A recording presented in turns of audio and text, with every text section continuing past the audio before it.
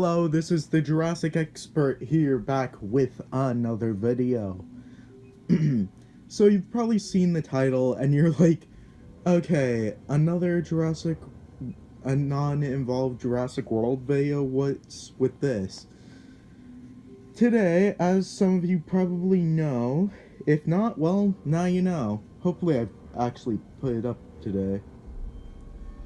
In case I haven't, then it was probably yesterday when I put this up, or when I recorded this.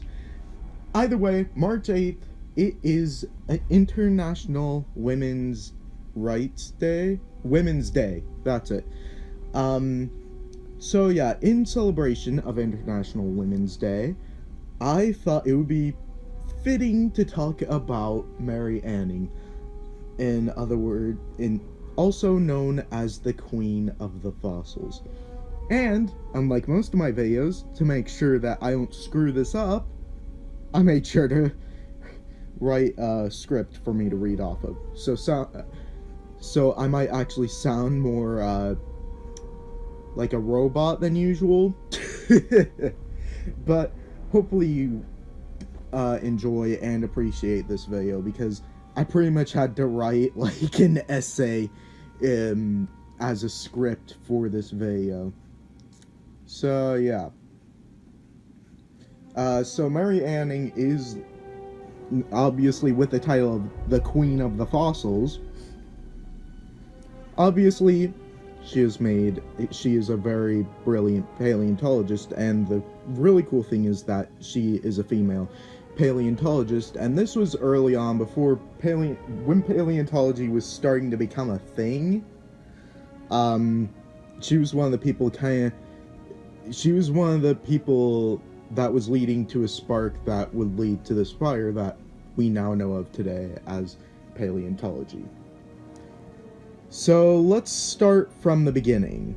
So Mary Anning was born in 1799 on May 21st. Skipping forward a little bit, one day there were three women looking after Mary when she was only a little baby. But there was a lightning storm it was some type of storm. I'm assuming it was a lightning storm, but they were still outside. So a lightning strike ended up hitting the women, and it ended up killing them. But miraculously, Mary survived. Some say that before the lightning strike, Mary was not that active, not that responsive, but afterwards, after the strike, she actually seemed more energetic. So, yeah, skipping ahead more, Mary and her father, they kind of shared this hobby and this kind of little family business of going out and finding fossils along the coast of Lyme Regis. I'm an American, so I know I'm probably butchering this. Anyway, it's in the UK, and yeah, fossils, a little fun fact, were also known as curiosities, along with a bunch of other names that I am not going to list out because I only have 15 minutes to record and upload a video. So, unfortunately, Mary's father would slip off a steep cliff and get seriously injured, which would actually lead to his death. With no father to support the family in a very male-dominated time period, because this was like early 1800s. But otherwise, Mary overcame the odds and took this very crucial matter into her own hands. So she actually continued her father's business of finding fossils along the coastline and selling them and reselling them to people. And she actually got this idea when she found a fossil, and there was a tourist that was complimenting it and offered to actually pay for it, which would pay for like a week's worth of food. So yeah. But one fateful day, and she would actually sell them, and she would carefully chip away like all the rock and all that from the specimen. So, yeah. But one fateful day, she and her brother would stumble upon a skull that was very different, and neither of them knew what it was. They were thinking, oh, this must be a crocodile or something.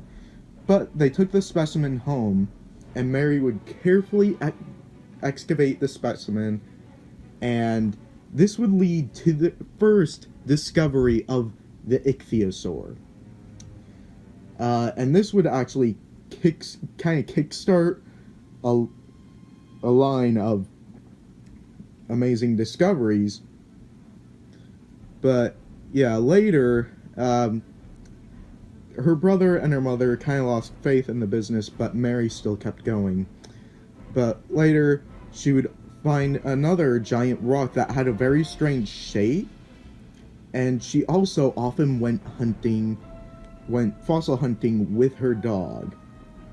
Trey was his name. I'm assuming it was a he. I don't know.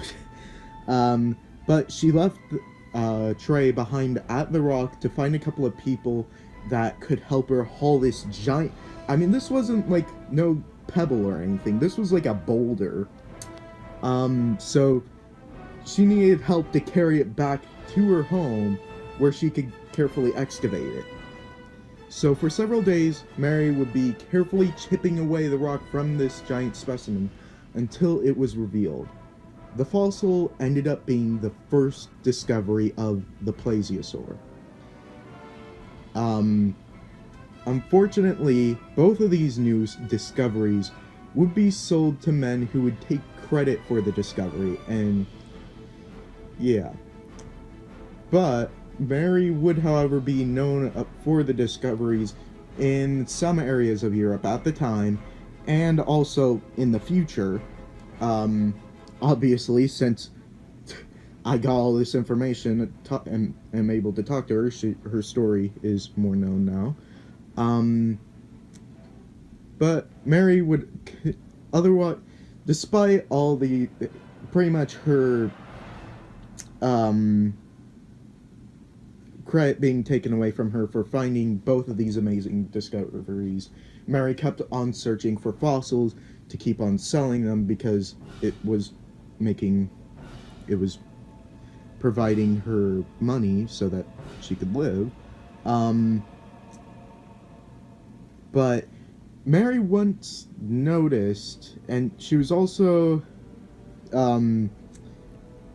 like, not well educated, so the fact that she was able to identify these new species of fossils, these new species, is very impressive.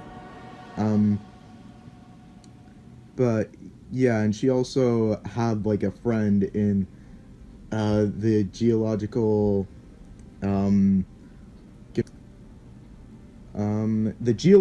Society. I was right. So pretty much they wouldn't allow her in because she was a woman, let alone a not well educated woman. So the odds were really against Mary Anning. But one time she noticed, like one day, that there were always these weird looking stones that were always located within the abdomen of the specimens that she found. So she was thinking of the possibility that these could possibly fossilized waste. And if you don't know what I'm referring to waste, in other words, poop. She would convince one of her friends in the Geological Society to help her study this specimen to see if her theory was correct. Using chemistry, they would officially declare that the stones were indeed poop. This discovery would lead to a very large expansion of the knowledge for the lives of the prehistoric creatures, involving what their diet was, how they digested food, and even possibly how they died. These fossilized feces would later be named coprolite. Unfortunately, this discovery would also follow the trend of not crediting Mary Anning and would go towards a guy. But Mary did not stop to argue, though. She continued to try to discover new specimens to please her wealthy clients. For a while, she did not find anything that was a new discovery until one fateful day. The seas that provided much danger to her in her profession, it actually acted in favor for her by wearing down the stone that would contain the second species of pterosaur ever discovered within that time. This would end up being the first discovery of the Dimorphodon, and it was actually very well preserved. It contained quite a few of its bones, so yeah, it's kind of a bonus.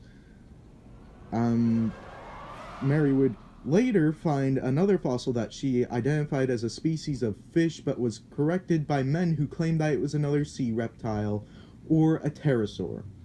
In the end, Mary was correct, and this species became known as the Squaloraja. I think I'm pronouncing that right. Squaloraja. Correct me if I'm wrong in the comments below.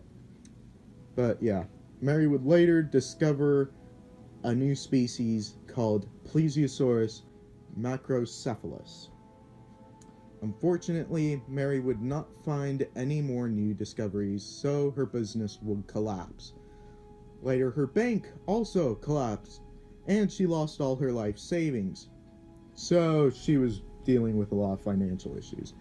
And to make matters worse, her mother also recently died within that time period, and Mary herself was also diagnosed with breast cancer, which would ultimately lead to her death at the age of 47 years old. But in the Geologic Society, in honor of, well, the Geologic Society did feel bad for not including her despite all of her discoveries, so they did help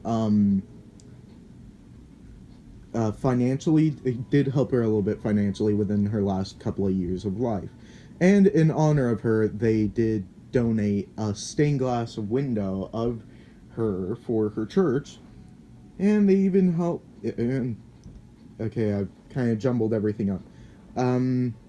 But overall, Mary Anning did live a hard life, but she's a great example of kind of what women can do despite the challenges that face them in a very gender discriminatory world at the time. And this was before women's rights were even a thing. But now her discoveries are well known. She is getting the credit she rightfully deserved, and I agree that she truly does deserve the title of the Queen of the Fossils. If there are any female viewers watching this video, I hope you enjoyed this. And remember to always pursue your career goals, and don't let anybody tell you otherwise. And happy International Women's Day. And as always, make sure to like, comment, and subscribe, and to get and hit the notification bell to get notified whenever I put up any new videos. And as always, dinosaurs might be older than you, but you are never too old for dinosaurs. Bye bye.